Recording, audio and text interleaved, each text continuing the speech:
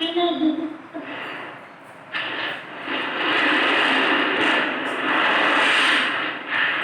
our previous class we have studied about the properties of materials. Okay, the first very property which we have studied was appearance. The second property was hardness, and yesterday we were studying about the solubility. In that we had one activity in our book. So today we will be taking up that activity. In that activity you have to collect 5 beakers and put certain things into it. ठीक है, आपको 5 beakers लेने थे, 5 अलग-अलग चीजें beakers में डालनी थी. So today we will be taking activity 4.3. Okay. In the first beaker you have to put salt in water. ठीक है, जब पहली एक्टिविटी में हमने salt को water में dissolve किया, ठीक है. When you will put salt in water and after mixing it for some time, you will see that the salt particles have completely dissolved in water. ठीक है, आप कुछ टाइम बाद जब मिक्स कर लोगे तो आप देखोगे कि जो पार्टिकल सॉल्ट के थे वो आपको पानी के सोल्यूशन में आप दिखाई नहीं देंगे. Why they are not visible? Because they have completely dissolved in water. ठीक है, आप जब सॉल्ट को लोगे उसको वाटर के सोल्यूशन में डालोगे, मिक्स करोगे, तो आप बाद में सेपरेट नहीं कर पाओगे. Just as we have studied earlier that जब हम लेमोनेड बनाते हैं we put salt and sugar and lemon in it. ठीक है, after mixing it we can not separate the salt and sugar from the solution. So this was our first part of the activity. In first part we have taken salt and our conclusion is that after mixing the salt the particles were completely dissolved. So we can say that salt was completely dissolved in water solution. ठीक है, next we have taken sugar. अगली activity अगले part में हमने एक beaker में एक sugar लिया. ठीक है, we have added sugar in the beaker and after mixing it for some time we can see that the sugar has completely dissolved in water. So the conclusion of our doing this activity is that the sugar is completely dissolved in water. जब हमने sugar लिया उसको जब mix किया water solution में we can see that sugar is completely dissolved in water.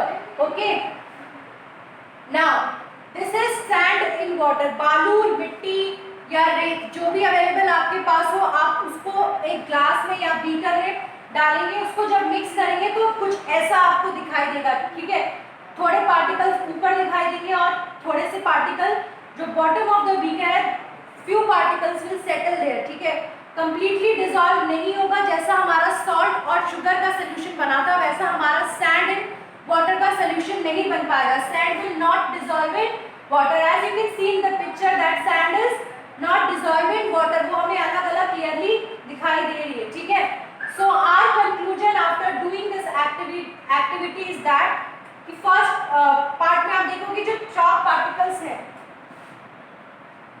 Chalk powder के जो particles हैं वहां पे आपको बीकर के बॉटम में आपको चॉक के कुछ पाउडर के पार्टिकल्स दिखाई दे रहे होंगे. ठीक है, that means that chalk is not dissolved in the water.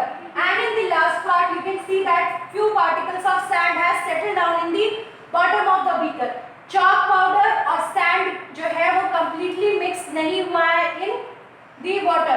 But sugar और जो salt का solution है you can see that it has completely dissolved in water. So we can conclude that sugar and salt are soluble in water and chalk and sand are insoluble in water. जो हमारी इस activity को करने का purpose था उसको करने के बाद हमने ये कंक्लूड किया कि only sugar and salt are soluble. ठीक है, dissolved है soluble in water, rest the chalk powder and sand is not dissolvable in water, it is insoluble. Clear class? So the property की solubility की property और solubility में हम दो चीजें चेक करते हैं कि कोई जो मटेरियल है वो सॉल्युबल है कि नहीं या मटेरियल इनसॉल्युबल है कि नहीं. तो हमने पहली एक्टिविटी में सॉलिड चीजें ही मिक्स की थी. ठीक है, सॉलिड मतलब लिक्विड फॉर्म में वो नहीं, थोड़ी हार्ड की चीजें, जैसे हमने शुगर कलेक्ट किया था, हमने सैंड कलेक्ट किया था, हमने सॉल्ट कलेक्ट किया था. ठीक है, अब जो हमारी दूसरी एक्टिविटी है एक्टिविटी 4.4 उसमें हम एक लिक्विड को लिक्विड सॉल्यूशन में डालेंगे. ठीक है, फर्स्ट एक्टिविटी में आपने सॉलिड को सोल्यूशन में डाला था, सेकेंड एक्टिविटी में आप लिक्विड को लिक्विड में डालोगे। सो सबसे पहला है हम विनेगर को पहला जो है सबसे विनेगर एंड वाटर, ठीक है।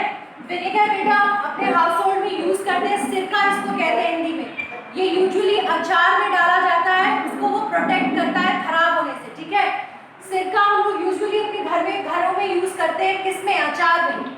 वो अचार को प्रोटेक्ट करता है, इसको जर्म्स से बैक्टीरिया से दूर रखता है, इसलिए जो अचार है वो हमारा काफी टाइम तक चलता है। क्लियर है? तो जब आप विनेगर को वाटर में डालोगे तो वो कंप्लीटली मिक्स हो जाएगा, ठीक है। Vinegar will completely dissolve in water. Now अब आप मस्टर्ड ऑयल होता है सरसों का तेल इज मस्टर्ड ऑयल। जब उसको पानी में डालोगे तो आप देखोगे कि एक ऑयल की लेयर जो है आपको ऊपर दिखाई दे रही है, ये ऑयल की लेयर फॉर्म होगी और कुछ जो पार्टिकल्स हैं वो मिक्स नहीं होंगे, ठीक है। जो ऑयल है that will not dissolve in water, it will form a layer और कुछ आपको बबल्स इस तरह से दिखाई देंगे when you will mix mustard oil in water.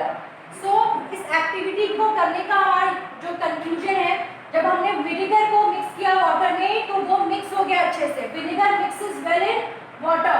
Lemon juice, नींबू पानी को आप पानी में मिक्स करोगे तो it will also mix very well in water.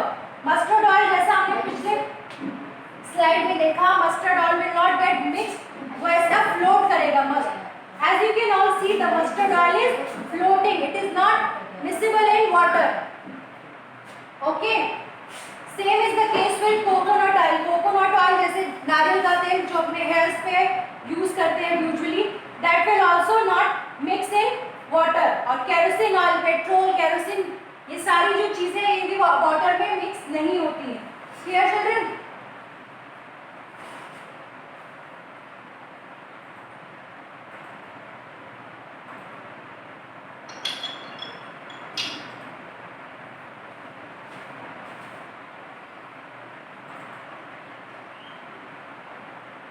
Class 6 activity समझ में आई?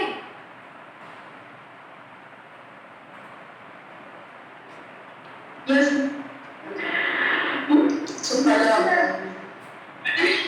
Yes ma'am.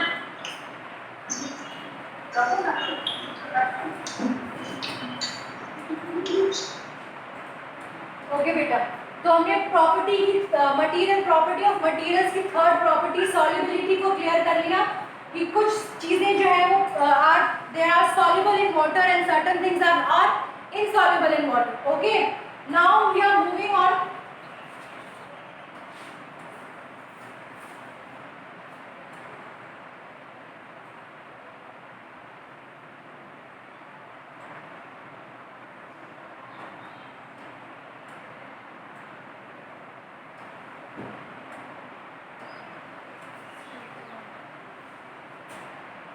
The third property is transparency, ठीक है। The third property is transparency, पारदर्शिता। मतलब आप एक चीज को, जैसे हम लोग बचपन में छुपन छुपाई खेलते थे, अगर कोई जो है हमारे सामने हो तो वो हमें ऑब्वियसली दिख जाता था, लेकिन अगर कोई जैसे किसी वॉल के पीछे जाके छिप गया है तो वो हमें दिखाई नहीं देता था। Why? Because that wall is hiding that person behind the wall। जो वॉल है उसके थ्रू हम आर पार नहीं देख सकते, वॉल के थ्रू, वॉल के क्या आप आर पार देख सकते हैं? नहीं। इसीलिए जब हम बचपन में छिपन छिपाई खेलते थे तो यूजुअली हम किसी चीज के पीछे, किसी पेड़ के पीछे या वॉल के पीछे जाके छुप जाते थे। You might have played the game of hide and seek. Think of some places where you would like to hide so that you are not seen by others.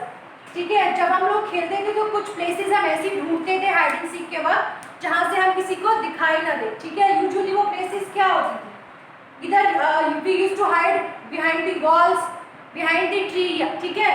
तो हम वहाँ पे इसलिए छुपना प्रेफर करते थे क्योंकि हमें पता था जो भी हमें पकड़ने आ रहा है वो ना वॉल के आर पार देख सकता है ना ट्री के आर पार देख सकता है, इसीलिए हम लोग ऐसी प्लेसेस को चूज करते थे, ठीक है। सो इसी को हम लोग ट्रांसपेरेंसी का जो कंसेप्ट है वो समझ सकते हैं। जैसा इस पिक्चर में आप देख रहे हो that Bhoju is holding 3 kind of paper. पहले वाले पेपर में क्लियरली जो है हम उसको नहीं देख पा रहे और वो हमें नहीं देख पा रहा। सेकंड पेपर में देखोगे आपकी कुछ धुंधला सा दिख रहा है, ठीक है। आप ये देख पा रहे हो कि किसी का फेस है बट कैसा फेस है, उसके फीचर्स क्या है फेस के, एग्जैक्टली आप फेस आइडेंटिफाई नहीं कर पा रहे, ठीक है। In the third picture we and भोजू can clearly see each other, ठीक है, हम और भोजू आपस में एक दूसरे को देख पा रहे हैं। तो ये 3 अलग अलग प्रॉपर्टीज होती हैं जिसको हम लोग ट्रांसपेरेंसी के अंदर पढ़ने वाले हैं, क्लियर।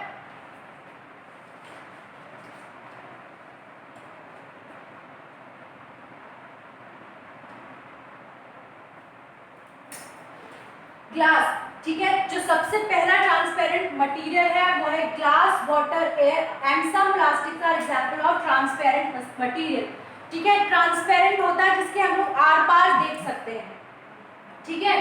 तो आपने हमारी जो विंडोज होती है घर की, उनके जो विंडो पेन्स होते हैं उनके आर पार हम देख सकते हैं बाहर से कौन आ रहा है, ठीक है। इसको हम लोग we can easily see through that, ठीक है। तो glass is an example of transparent material.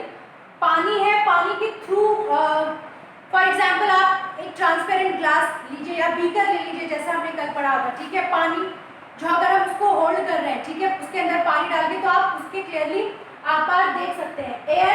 Air is as we know that present everywhere, ठीक है। एयर जो है वो हमारे एटमॉस्फेयर में is present everywhere and we can see through it, हम सब एक दूसरे को देख सकते हैं अपनी सराउंडिंग्स में, and we all know that air is present everywhere. So air को भी it can also be considered as a transparent material. And some plastics, कुछ plastics की चीजें ऐसी होती है जिनकी जैसे बहुत पतले वाले प्लास्टिक, जैसे आपकी जो कोक की बॉटल्स होती हैं, ठीक है, ये बहुत पतले प्लास्टिक की बनी होती है, इसके आर पार भी आप आराम से देख सकते हो। लेकिन कुछ प्लास्टिक के मटेरियल जैसे जो हमारी बकेट हो गई वो थोड़े से हार्ड मटेरियल की बनती है, तो उसके आर पार हम किसी को नहीं देख सकते, ठीक है। सो प्लास्टिक्स में भी आप सारे प्लास्टिक्स को कैटेगराइज नहीं कर सकते ट्रांसपेरेंट मटेरियल्स में। There are certain categories of plastics which can be named as transparent, ठीक है। जो शॉपकीपर्स होते हैं they usually keep that plastic डिब्बास in which they put toffees, और ये सारी चीजें जब हम शॉपकीपर के पास जाते हैं अपनी शॉप पे, तो हम ये डिब्बे जैसे आप ये देख रहे हो, ठीक है, ट्रांसपेरेंट डिब्बे होते हैं, ग्लास के होते हैं, प्लास्टिक्स के होते हैं। इनमें जो चीजें रखी होती हैं तो हम इनको देख के कहते हैं कि हमें ये चाहिए वो चाहिए, ठीक है। तो ये आपने यूजुअल साइट होगी आपके लिए जब आप शॉपकीपर के पास जाते हो, ठीक है। अगर ये सारी चीजें, ठीक है, फॉर एग्जांपल एक बॉक्स में आपको बहुत सारी चॉकलेट्स हैं, क्योंकि वो ग्लास के डिब्बे में रखी है और प्लास्टिक के डिब्बे में, यू कैन इजीली सी और आप आइडेंटिफाई कर सकते हो कि हमें ये वाली टॉफी या चॉकलेट चाहिए। बट अगर हम सेम मटेरियल को किसी स्टील के बॉक्स में रख दें, ठीक है, then will you able to see that? No, क्योंकि जो स्टील है is not a transparent material, ठीक है। स्टील जो है वो ओपेक है, आप उसके आर पार नहीं देख पाओगे, ठीक है। Now moving on the other hand there are some materials through which you are not able to see, these materials are called as opaque. वो सारे मटेरियल जिनके आप आर पार हम नहीं देख पाते, all those materials through which we are not able to see are known as opaque. It can be a wall, it can be a hard plastic, ठीक है, इट कैन बी स्टील, और एक बहुत prime example आप ले सकते हो, जो just take a sheet of paper, ठीक है, पुट सम ऑयल, थोड़ा सा एक आप white plain sheet of paper लीजिए, उस पर थोड़ा सा ऑयल डालिए, नाउ आप उसको आर पार देखने की उससे कोशिश कीजिए, you will not be able to see the person on the other side, ठीक है। तो वो सारी चीजें जिसके थ्रू हम देख नहीं सकते एक दूसरे को या किसी भी चीज को, they are called as opaque. तो अभी तक हमने दो चीजों के बारे में पढ़ा, the first is transparent and second is opaque. जो ट्रांसपेरेंट होता है, transparent materials are those through which we can see through which we can see, ठीक है, are known as transparent. For example, glass is transparent. Alright, air we have studied is transparent because air is present everywhere in our atmosphere and we can easily see through it, ठीक है। Now the second चीज which we have studied is opaque. कुछ materials होते हैं they are termed as opaque, उनके through हम नहीं देख सकते। For example, wall is opaque, ठीक है, wall, a building is opaque if somebody is standing on the other side of the building, ठीक है, अगर कोई बिल्डिंग के उस तरफ खड़ा हुआ है, will we able to see that person standing on the other side of the window? No, क्योंकि the building is opaque, the building is hindering our vision. We will not be able to see the person on the other side of the wall.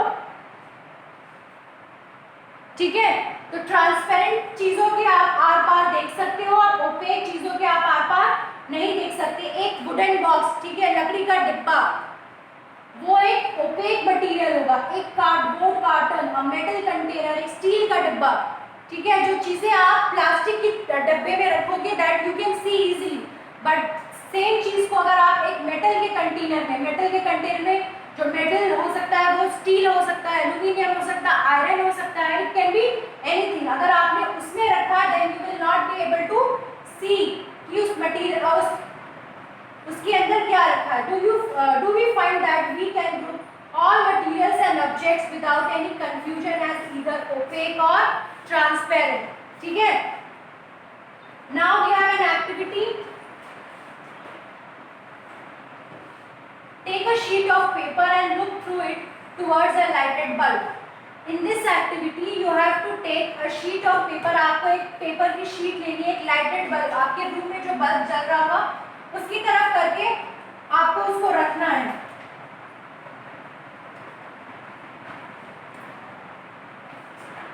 Just a minute.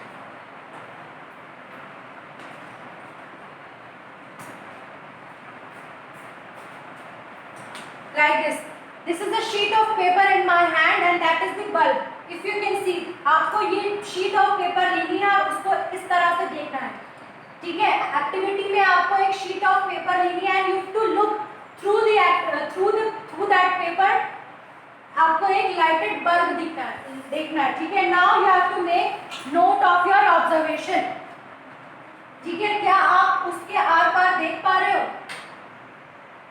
Now आपको एक उसी same paper पे you have to drop 2-3 drops of oil. It can be any oil.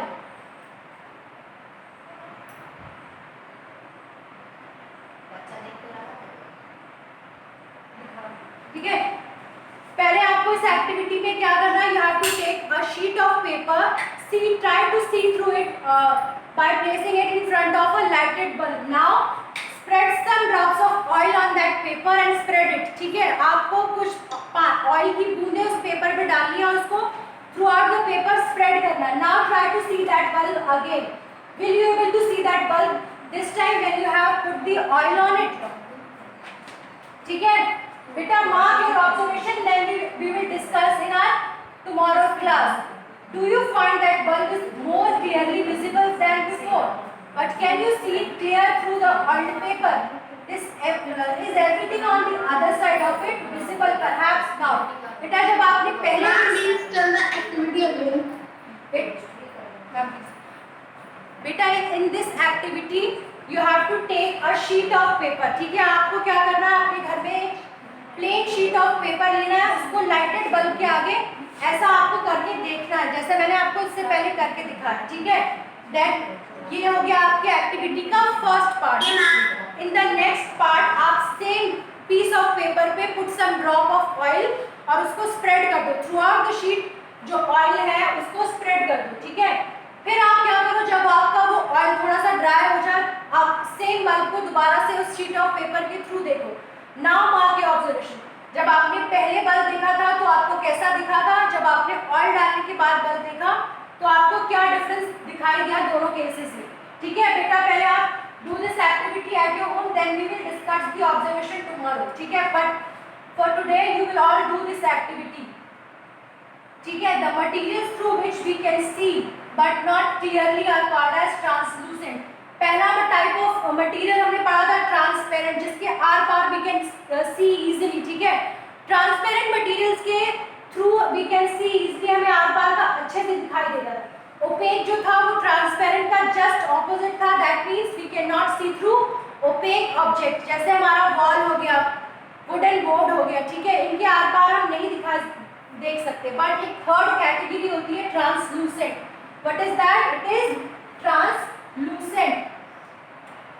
आप ये clearly ये word दिख रहा है, this is translucent. The third word is translucent. Translucent we can say that is the mixture of transparent material and opaque material मतलब इसके through हमें ना तो क्लियरली दिखाई देगा, ना ही पूरी तरह से छुपा दिखाई देगा, ठीक है। मतलब आप एक अनुमान, यू कैन एस्टिमेट कि कुछ चीज है वहां पे, बट एग्जैक्टली क्या है यू कैन नॉट टेल, ठीक है।